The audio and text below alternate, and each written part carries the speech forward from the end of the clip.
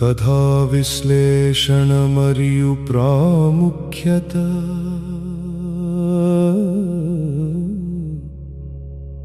భూమి ఖండము పూర్తిగా భూమండలం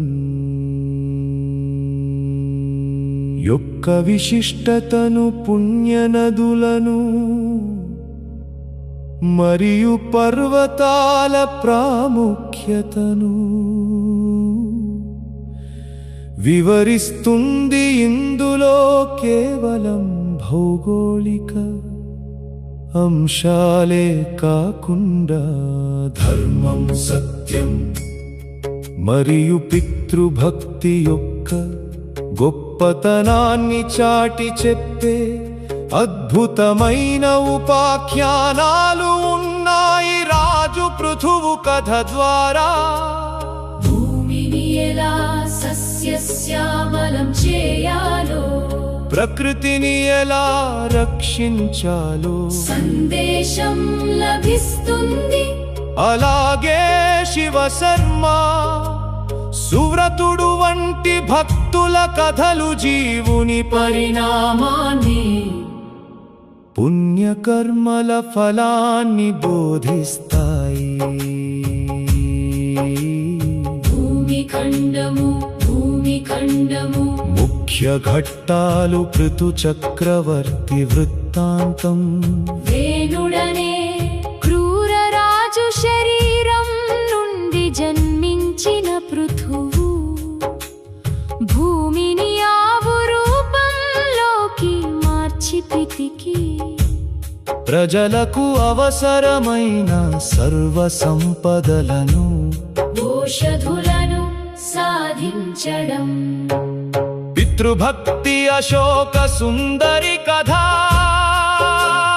తల్లిదండ్రుల సేవ ఎంత గొప్పదో వివరించే కథలు. శివ పార్వతుల పుత్రికయైన అశోక సుందరి జననం మరియు ఆయువు మహారాజుతో ఆమె వివాహం. తీర్థయాత్రా ఫలం.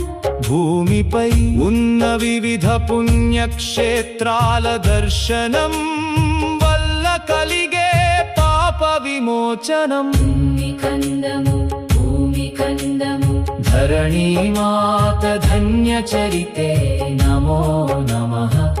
సర్వజీవాధారభూతే మంగళం. పృథు చక్రవర్తి పూజిత పుణ్యరూపిణి, పాపహారిణి ప్రకృతి స్వరూపిణి. నది నదాల తోటలతో మురిసే తల్లి, శ్యామలాంగి సకల సస్యదాయిని. క్షమాగుణమున నిన్ను మించిన వారు లేరు. సకల జీవులను సాకి జగన్మాత. ధన్య చరితే నమో నమః. సర్వజీవాధారభూతే మంగళం. పుణ్యక్షేత్రాల నిలయమైన భూదేవి, ధర్మ మార్గాన నడిపే ధన్యురాలవు. పద్మ పురాణ భూమి ఖండ కీర్తిత. శ్రీ మహావిష్ణు ప్రియ భామ నమస్తే.